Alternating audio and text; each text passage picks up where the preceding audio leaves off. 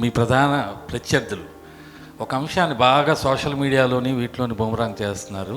ఆ చిన్న క్లారిటీ కొంచెం మీ ద్వారా ఇద్దామని చెప్పి, ఎక్కడో కోనవారి తోట పేరుతో 90 ఎకరాలు కాజేయబోయేతుంటే మేము సంరక్షణలో కాపాడగలిగాం అంటున్నారు. ఏంటి సార్ మతలబ్ ఏంటి ఆ తోట? అది ఎక్కడో నాకు డౌట్ వస్తుంది మీరు చూపించిన. నేను అడుగుతా ఉన్నాను, 2019 నుంచి 2024 వరకు వైసీపీ ప్రభుత్వం అధికారంలో ఉంది.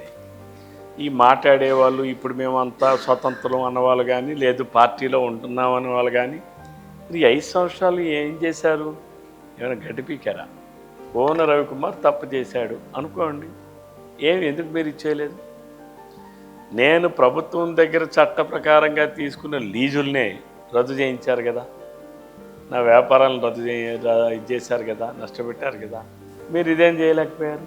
తర్వాత రెండవది, ఐఎమ్ ఓన్లీ అన్ అప్లికెంట్. అప్లికేషన్కి ఆక్రమణకి తేడా తెలియనటువంటి బుర్ర తక్కువ వాళ్ళు మాట్లాడిన దానికి నన్ను సమాధానం చెప్పంటే ఏం చెప్తాను? యాజ్ ఏ ఇండస్ట్రీ, నేను ఒక అగ్రికల్చరల్ ఇండస్ట్రీకి ప్రమోషన్కి నేను అప్లికేషన్ పెట్టా.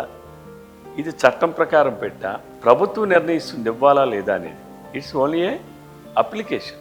I never processed also. ఇది నా రైట్, అది అంతే తప్ప దానికి మించింది ఏం లేదు. ఒకవేళ ఎవరైనా ఎక్కడన్నా ఇంకోటి కూడా మాట్లాడుతుంటారు, ఆమతల వలసలో తెలుగుదేశం పార్టీ పేరు చెప్పి అక్కడెక్కడో ఒక 20 సెంట్లు తీసుకోరు. తెలుగుదేశం పార్టీ కార్యాలయానికి ఇప్పుడు జిల్లా పార్టీ కార్యాలయం కాంగ్రెస్ ఎక్కడుంది? ప్రభుత్వ స్థలం కాదా? ఇప్పుడు వైసీపీది ఎక్కడ ఉంది? వాళ్ళు ఏమైనా కొన్నారా? తెలుగుదేశం పార్టీది ఎక్కడుంది? కమ్యూనిస్ట్ పార్టీది ఎక్కడుంది? ప్రభుత్వ స్థలాలే ప్రభుత్వం ఇస్తుంది లీజుకి, ఆ లీజు బేసిస్లో లేకపోతే ఇంకో బేస్ మీద ఇస్తుంది. అలాగే ఆంధ్రప్రదేశ్లో కూడా తెలుగుదేశం పార్టీ కార్యాలయం నిర్మించడానికి ఒక జీవో ఉంది. ఏంటని? పట్టణాల్లో అయితే ఇంత విస్తీర్ణం ఇవ్వాలి, మున్సిపాలిటీలో అయితే ఇంత ఇవ్వాలి, మండల హెడ్ క్వార్టర్స్ అయితే ఇంత విస్తీర్ణం ఇవ్వాలని అన్ని రాజకీయ పార్టీలకి అవకాశం ఉంది. అది దరఖాస్తు పెట్టాం తెలుగుదేశం పార్టీ కార్యాలయం నిర్మించుకోవడానికని. అదేమైనా కోన రవికుమార్ గారు సొంత ఆస్తా? అర్థమైంది కదా? అంటే మీనింగ్లెస్ మైండ్ అప్లై చేయకుండా మాట్లాడే వాళ్ళకి ప్రజలు సమాధానం చెప్తారు. లేదు, ఒకవేళ రవికుమార్ తప్పు చేశాడు, మరి మీరు ఈ 5 సంవత్సరాలు ఏం చేశారు? చర్యలు తీసుకోవాలి కదా, ఎక్కడైనా నిరూపించగలిచారా? అర్థమైంది కదా. ఇది అంటే ఇందాక కుర్రాడు అడిగారు ఇందాక P4 ఏంటండి. నేను యాక్చువల్గా P4 మోడల్ ఆ రోజు నేను మన లక్ష్మీ నరసింహ గారు కలెక్టర్ గారు మేమిద్దరూ డిస్కస్ చేసి ఈ జిల్లాలో ఫ్లోరికల్చర్ని ఎస్టాబ్లిష్ చేయడానికి అనువైనటువంటి ప్రదేశం ఒక ప్రాంతం ఉంది. అక్కడ ఒక 1000, 2000, 3000 ఎకరాల వరకు డ్రై ల్యాండ్స్ ఉన్నాయి. అనువైన ప్రదేశం, తేమ ఎక్కువగా ఉండడం వలన పండేటటువంటి ఫ్లోరికల్చర్ని ఎస్టాబ్లిష్ చేయాలి.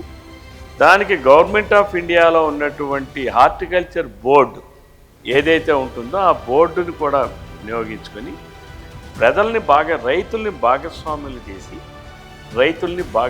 చేసి ఒక పెట్టుబడిదారుని ఒకరిని పెట్టి ప్రభుత్వం, పెట్టుబడిదారుడు, ప్రజలు P4 ఆ రోజు మేము జిల్లాలో అమలు చేయడానికి కలెక్టర్ గారు నేను కాస్త చేసినటువంటి ఒక చిన్న ప్రయత్నం. ఈ ప్రయత్నంలో అది ఇట్స్ ఎ న్యూ పాలసీ. అసలు పాలసీయే రానప్పుడు అది ఏ రకంగా ముందుకెళ్తారు?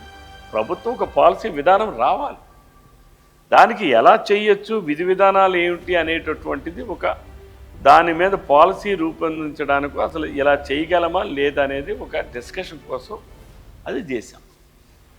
దానిని వాడేవాడు అడ్డుకోడు. నేను ఎమ్మెల్యేగా ఉన్నా, నాదే ప్రభుత్వం, ఒకవేళ నేను గవర్నమెంట్ ల్యాండ్ ఇండస్ట్రీ పర్పస్కి నేను అలాట్మెంట్ చేయించుకోవాలంటే చట్ట ప్రకారం నేను అలాట్మెంట్ చేయించుకుంటా. అది నేను ఎమ్మెల్యేగా లేకపోయినా ఒక పారిశ్రామికవేత్త వచ్చినా ఇస్తాం కదా, ఇవ్వడం లేదా? సజ్జలు ఇవ్వడం లేదా? 100,000 ఎకరాలు ఇచ్చినది జగన్మోహన్ రెడ్డికి ఎలా ఇచ్చారు? జగన్మోహన్ రెడ్డి నాకనే చట్టానికి అతీతుడా? ఎలా ఇచ్చారు ఆయన? నిన్న కాక మొన్న సరస్వతి పవర్ స్కీము 3,000 ఎకరాలు ఎలా ఇచ్చారు? ఇది సరస్వతి పవర్స్కి. ఆయన ఒక పారిశ్రామికవేత్త, నేను ఒక పారిశ్రామికవేత్త, లేకపోతే మీరు ఒక పారిశ్రామికవేత్త. There is a policy, there is a rules, ఒక విధి విధానాలు ఉన్నాయి. పాలసీలు ఎవరైనా అప్లై చేస్తారు. దానికి నేను తెలుగుదేశం పార్టీ ఎమ్మెల్యే అయితే నేను అప్లై చేయకూడదా? It's a trash. అంటే అర్థం లేని వాళ్ళు, అవగాహన లేనటువంటి వ్యక్తులు, చట్టాలు తెలియనటువంటి వ్యక్తులు మాట్లాడుతూ ఉంటారు. అందులో ఏమైనా తప్పు జరిగింది అనుకుంటే మరి ఈ 5 సంవత్సరాలు వాళ్ళు ఏం చేశారని తప్పిస్తారు.